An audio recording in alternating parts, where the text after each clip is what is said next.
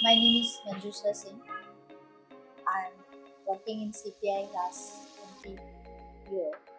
Uh, Cerebral Palsy Association of India is a NGO for dedicated parents जिन्होंने शुरू किया, और आज भी हमारा जो पैनल है टोटल पेरेंट्स हैं, और हर एक पेरेंट्स बहुत डेडिकेटेड तरीके से काम करते हैं। और बिकॉज ये पेरेंट्स एसोसिएशन है, इसके लिए यहाँ पे बहुत ज़्यादा हम्बल तरीके से काम।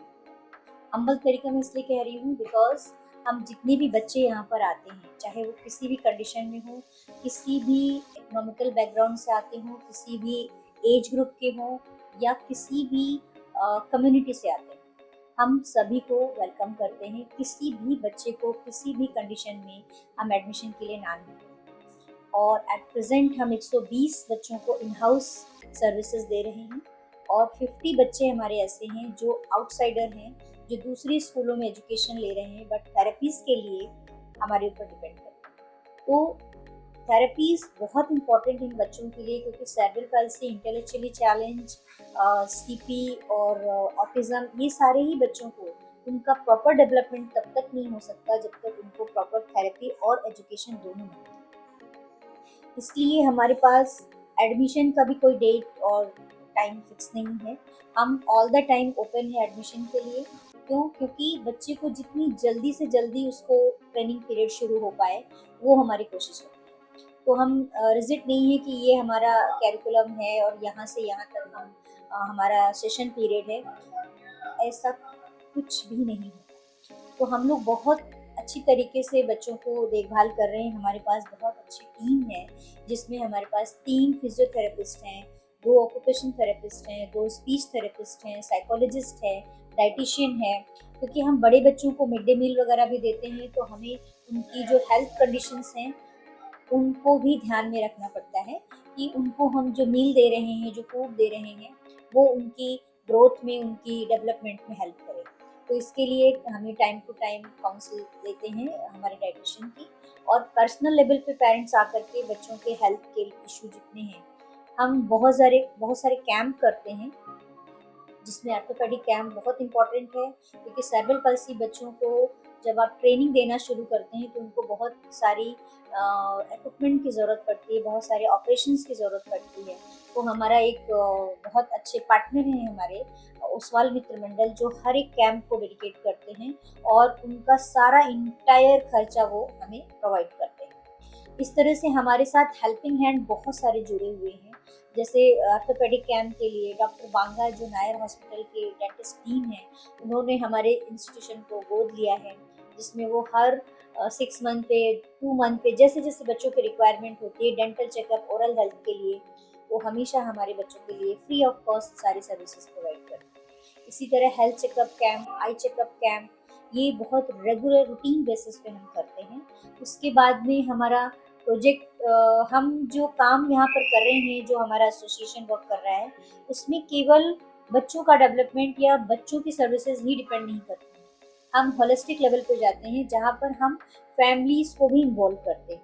हम फैमिलीज़ को भी एम्पावर करने की कोशिश करते हैं, जिसमें स्पेशली उनकी मदर्स, बच्चों की, छोटे बच्चों की और बड़े बच्चों की सिस्टर्स, जिनके लिए हम सोनामा प्रोजेक्ट चलाते हैं। तो उसके बारे में भी हमारे पास डोनर हैं, डॉक्टर मिस्टर अजीत कुचेरिया, जिन्होंने 100 मशीन्स हमें डोनेट करने के लिए आश्वासन दिया, और 100 मशीन हमने अब तक डोनेट कर भी दी है।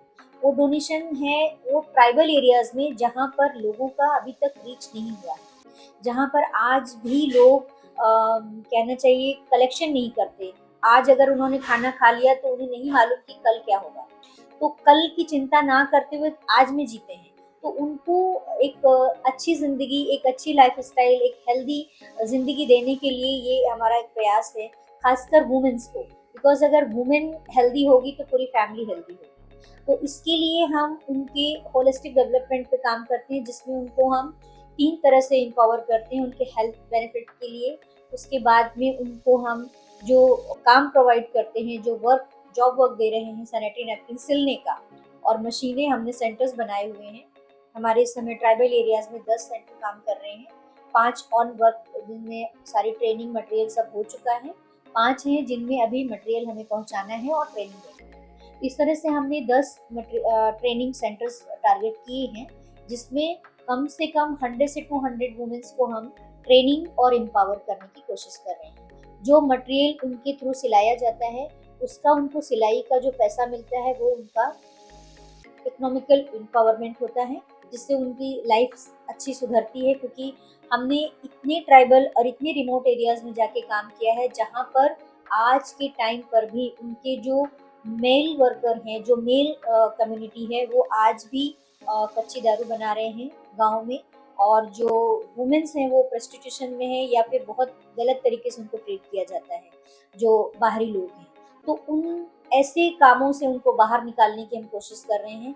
उनको रॉ है, उनको मशीन का एबीसीडी भी नहीं पता, उनको सीधी सीधी सिलाई करनी भी नहीं आती। तो हम पहले उनको स्टिचिंग में ट्रेन कर रहे हैं, फिर उनको प्रोडक्शन ट्रेनिंग दे रहे हैं, और वो बहुत अच्छा कर रहे हैं लेडीज़ें, और बहुत खुश हैं कि हमें एक आत्मसम्मान के साथ जीवन जीने का मौका मिल रहा है, जो हमारी एनजीओ उनको प्रोवाइड कर रही है।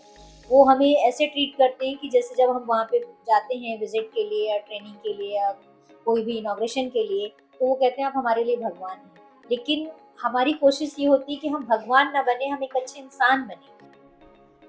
Cerebral palsy association of India बहुत सारे अवेयरनेस प्रोग्राम करती है, लाइक जितने भी हमारे डेज होते हैं, like CP day, world disable day, autism day, ये सारे डे सेलिब्रेशंस, और उसके साथ में हमारे बच्चों की एक बहुत अच्छी टीम है जो हमारे डांस और म्यूज़िक टीचर्स ने बिल्डअप की है।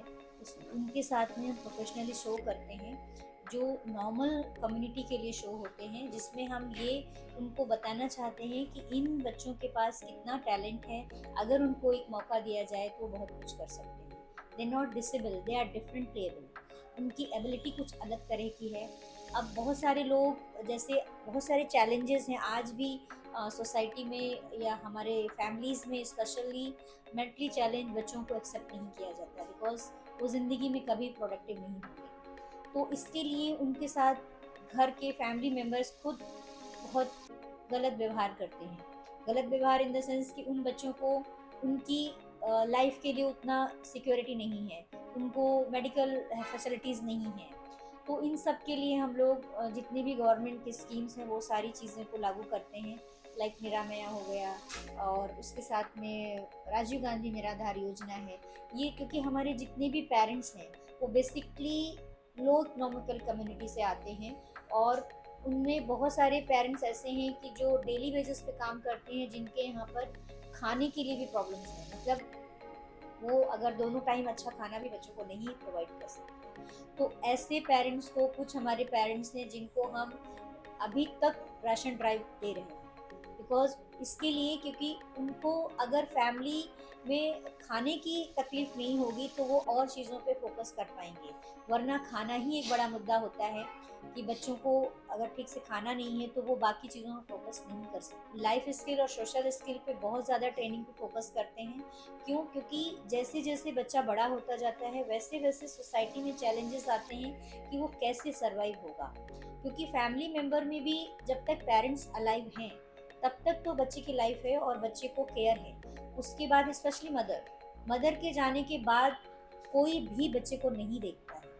90% फैमिलीज की यही स्टोरीज हैं, बिकॉज हमारे साथ जितने पेरेंट्स जुड़े हुए हैं सबका यही तकलीफ है कि मेरे बाद मेरे बच्चे का क्या होगा। तो हम उनको कोशिश करते हैं कि वो झाड़ू पोछा और डस्टिंग और क्लीनिंग और वेसल क्लीनिंग, ये सारी चीज़ें, वेजिटेबल कट करना, क्लीन करना, सेपरेट करना, अपने कपड़े फोल्ड करके रखना, ऐसा जो लाइफ स्किल की चीज़ें ज़रूरी हैं वो कर सकें, ताकि बच्चा अगर प्रोडक्टिव होगा, थोड़ा सा भी कुछ कर पाता होगा, तो शायद कोई उसके सिबलिंग्स के जो लोग होंगे, उसकी फैमिली होगी, वो उनको खाना देगा। अदरवाइज़ उनको शेल्टर और फूड के लिए भी इधर उधर भटकना पड़ता है।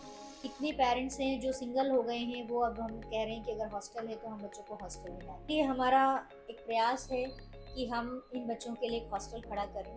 बहुत जल्द हम उस प्रोजेक्ट पे काम कर रहे हैं, लेकिन बहुत सारा कॉपरेशन की ज़रूरत है, बहुत सारा डोनेशन कलेक्ट करने की ज़रूरत है। तो इस माध्यम से मैं अपील भी करना चाहती हूँ कि जो लोग, जिनके बच्चे ऐसे हैं, वो पेरेंट्स तो कम से कम इस विषय पर ज़रूर सोचें, इस दिशा में कदम उठाएं, क्योंकि एक अकेला आदमी बहुत सारी चीज़ें नहीं कर सकता है। जब एक कॉपरेशन बनेगा, एक सहयोग मिलेगा सबका, सोसाइटी का, फैमिलीज़ का, जो बेनिफिशरीज़ हैं, उनके लोगों का, तो डेफ़िनेटली हम ये काम कर पाएँगे। फिर भी हमारी कोशिश है कि हम जल्द से जल्द इस प्रोजेक्ट पे काम करें, बिकॉज़ हर पेरेंट्स का एक ही सवाल है कि मेरे बाद मेरे बच्चे का। तो इस विषय पर भी हम बहुत ज़्यादा काम कर रहे हैं। हमने ज़िंदगी के हर एक पहलू को टच करने की कोशिश की है। जैसे कि कुछ बच्चे ऐसे हैं जो माइल्ड रिटार्डेशन के हैं या माइल्ड इंटेलेक्चुअल हैं, और उनको ज़िंदगी में अगर थोड़ा-सा सपोर्ट मिल जाए तो वो सर्वाइव हो सकते हैं। ऐसे बच्चों की हमने शादियाँ भी कराई हैं और वो सक्सेसफुली एक अच्छी ज़िंदगी जी रहे हैं। क्योंकि हमारा जो एम था शादी कराने का, वो था कि सोसाइटी में और बर्डन बढ़ाना नहीं, बच्चे पैदा करना नहीं। सिर्फ वो बच्चे एक दूसरे के साथ एक अच्छे पार्टनर की तरह एक दूसरे की केयर करते हुए अपनी ज़िंदगी निकाल सकें। क्योंकि एक ना एक समय ऐसा आता है कि जब उनके दोनों के ही पेरेंट्स नहीं रह जाते, तो कौन किसका सहारा बनेगा। तो एक शादी, क्योंकि हमारी सोसाइटी अभी इतनी एजुकेटेड नहीं है कि वो लिव इन रिलेशन को बहुत ज़्यादा, और ऐसे बच्चों के लिए, तो इसके लिए हम लोगों ने मंदिरों में उनकी शादियाँ कराई हैं, ताकि वो लोग साथ में लीगली रह सकें और समझ सकें, क्योंकि उनको भी एक मॉरल ड्यूटीज़ आती है कि अब ये हमारी शादी हो गई है, तो हमें कैसे रहना चाहिए। इसके लिए हम बहुत सारी काउंसलिंग सेशंस लेते हैं। हमारे हर एक बच्चे और हर एक पेरेंट्स का हमारा हर एक मंथ में एक सेशन होता है, जिसमें हम उनके मन की बात जानने की कोशिश करते हैं। क्योंकि जब तक बच्चे को कहीं पर कोई ऐसी जगह नहीं होगी या किसी भी बंदे को कि वो अपनी बात शेयर कर सके, तब तक उनकी प्रॉब्लम्स, उनकी जो तकलीफ़ें हैं, वो बाहर नहीं निकलती। और बाहर नहीं निकलती तो अंदर अंदर अंदर अंदर वो घुटते रहते हैं, और उन चीज़ों का एक बहुत बड़ा ड्रॉबैक निकल के आता है। सोसाइटी में गलत तरीके की चीज़ें हो जाती हैं, जो बहुत तरह से देखने में आता है। तो हमारी कोशिश ये है कि इन चीज़ों से हम इन बच्चों को सुरक्षित कर सकें, जितने भी बच्चे हमारे साथ पेरेंट्स जुड़े हुए हैं। उसके अलावा हमारा एक और इनिशिएटिव है, जिसमें हम नॉर्मल स्कूल के बच्चों को यहाँ पे विज़िट करने के लिए बुलाते हैं, ताकि वो बच्चे आकर के 1 से डेढ़ घंटा कुछ एक्टिविटी इन बच्चों के साथ स्पेंड करें टाइम। उन बच्चों को जाता है कि वो कितने प्रिविलेज हैं, उनके पास सब कुछ है। उनके एक अच्छे पेरेंट्स, उनको अच्छी एजुकेशन मिल रही है, उनको हाथ-पैर हर एक अंग उनका अच्छी तरह से काम कर रहा है, वो समझ पा रहे हैं, वो देख पा रहे हैं। और ये बच्चे समझ नहीं पाते, तो उनको कैसा लगता होगा। तो वो एक सेंसिटिविटी डेवलप करने के लिए सोसाइटी में इस तरह के हम लोग प्रोग्राम्स टाइम टू टाइम करते हैं। और कई सारे नॉर्मल स्कूल्स हमारे साथ एसोसिएटेड हैं, जैसे स्टेनिस्लॉस स्कूल है, और यहाँ पे गवर्नमेंट स्कूल्स हैं, कुछ बीएमसी के स्कूल्स हैं, तो टाइम टू टाइम विजिट करते हैं।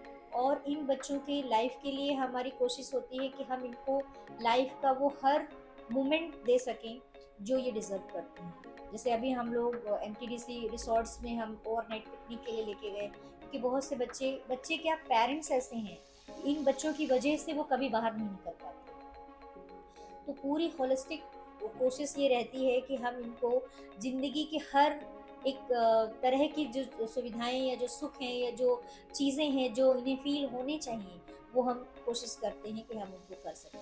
कुछ लोग हमें ये भी बोलते हैं कि इतने चैलेंजेस हैं, डेफ़िनेटली बहुत चैलेंजेस हैं, बिकॉज़ सोसाइटी आज भी हमारी सेंसिटाइज़ नहीं है, एक्सेसिबल नहीं है। क्योंकि बहुत सारे स्पेशल एजुकेशन के कोर्सेज़ चला रहे हैं, लेकिन वहाँ पर भी आज अगर व्हीलचेयर बाउंडेड बच्चा जाता है तो उसका व्हीलचेयर एक्सेस नहीं है वहाँ पर। तो इसके लिए भी बहुत सारे कार्यक्रम और बहुत सारे वो करते रहते हैं हम लोग, लोगों से बात करते हैं। मुंबई यूनिवर्सिटी के साथ हमारा बहुत अच्छा एसोसिएशन है, उनके वॉलंटियर्स आते हैं जो तरह-तरह के हमारे साथ एक्टिविटीज़ करते हैं। हम लोग सोशल रिस्पॉन्सिबिलिटी जो सीएसआर होता है, उसमें सिर्फ फंडिंग के लिए बात नहीं करते, उसमें उनके मेंबर्स आकर के टाइम क्वालिटी स्पेंड करते हैं हमारे बच्चों के साथ, उनके साथ खाना खाते हैं, उनको सर्व करते हैं, उनके साथ भेल मेकिंग का कुछ बनाने का ऐसे सेशंस करते हैं, तो वो बहुत अच्छा फ़ील करते हैं। और ये सारी चीज़ें मैं कहूँगी कि सोसाइटी में बहुत ज़्यादा ज़रूरी हैं, क्योंकि डेफ़िनेटली हम जो काम कर रहे हैं, मैं ये नहीं कहूँगी कि मैं अकेली ऐसा कर रही हूँ, लेकिन हाँ, डेफ़िनेटली हम बहुत अच्छा काम कर रहे हैं और हमारे जैसा काम बहुत सारे लोग कर रहे हैं।